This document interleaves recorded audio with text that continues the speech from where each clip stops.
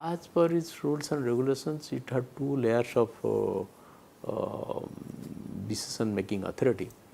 One was the general body, which was headed by the Chief Minister himself with the ministers of different departments. That was the largest, highest policy making body for the policy and major program making body.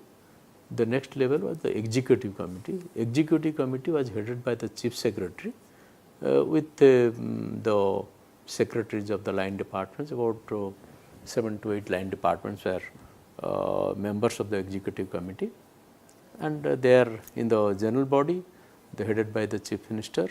The concerned ministers were the members. So basically, it had a kind of you can say some a structure where the highest political authority was the head of the agency. At the same time, the day-to-day executive authority was given to the committee headed by the chief secretary, and the CEO of the organization was the managing director. So that is how it was conceived, and I was the first managing director of the authority. Initially, since it was in the this whole idea started from the finance department. So initially it was kept in the finance department. This agency was kept in the finance department for two reasons. One was the entire initiative was in this department. Second, finance department, the fund flow also will be easier. So it was thought that an authority with a responsibility of this nature, fund flows would be this thing. So for some reason, but later on, very soon, it was realized that no, it should have a separate department. Rather, it should go to the revenue department, which basically handles the relief restoration, and it should be separate. So basically, revenue department later on became revenue and disaster management. Today, it is called revenue and disaster management department. Actually, so for strategy is concerned, it is always long term, and every government institution, including OSTMA, has a decision making process. OSTMA has a governing body. So whenever a strategy is required to be formed, it is virtually the governing body which decides. Sometimes the core teams are formed within the existing human resource, and the proposals are placed before the governing body to take a decision. Apart from that, the team building is also a core concept of OSTMA. We learnt it from the corporate sector. Initially, OSTMA, interestingly, OSTMA as an organization, I failed to mention, it was constituted as an officer oriented organization. There was no initial, there was no support staff, rather to say, clerical staff were not there. The officers of different rank, they were virtually doing everything. So that was the first time this corporate culture of work was introduced in the government system.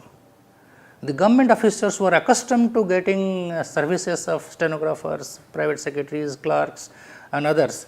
They were forced to work on their own, and they did it. There were a lot of protests initially. So even when I came to OSTMA, I was not accustomed to using computer, and there was no stenographer, no clerk. So I was asked to type my notes, to type my own letter, to get the printout, put the number and dispatch it.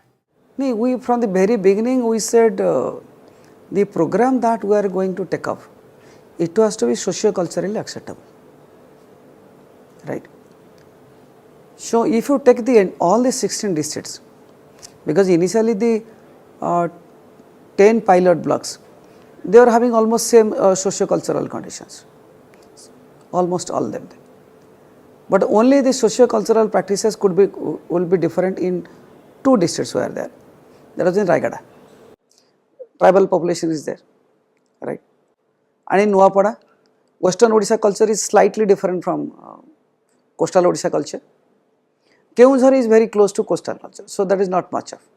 So basically the plan that we had in Raigada, where the tribal population was more dominant, was different. Because we said the practices, the approach that you should take off in Raigada, it should be in synchronization with the local culture, tribal culture. We cannot adopt the what we are going to do in Baleshwar or Bhadrak, do the same thing in Raigada.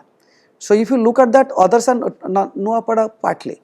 So Nuapada, because we are taking up drought management, not much of a problem, but yes, in Raigada, which is having good number of tribal population also, the strategy was slightly different. We said, sit with them, look at their profile, look at their livelihood, take up the programs accordingly, because this is quite different from coastal Odisha. So it was initially thought of design in that way. So that you cannot say that the model that we implemented in Ersoma, let's say where the super cyclone struck and had the maximum impact, should be there in Kollara block of Raigada. No, we had different approaches. This idea of ODRAF, this idea was incubated in the minds of some people like us. And then we discussed with Home Department, we discussed with the Chief Secretary, we discussed with, and the matter was taken to the Chief Minister. And when everybody gave his or her nod, then things moved. So it's very difficult to pinpoint, where from, who gave that idea or who prepared the first roadmap. It all started happening, but within OSDMA, because it was a very open organization, it was a very flexible organization, and it was open to ideas, and we were actually very, we kept our antennas always open. So whatever was happening in the neighboring countries, what was happening in Singapore, for example, what was happening in Australia, Japan and all that, so we used to keep track and try to pick up something from here and there.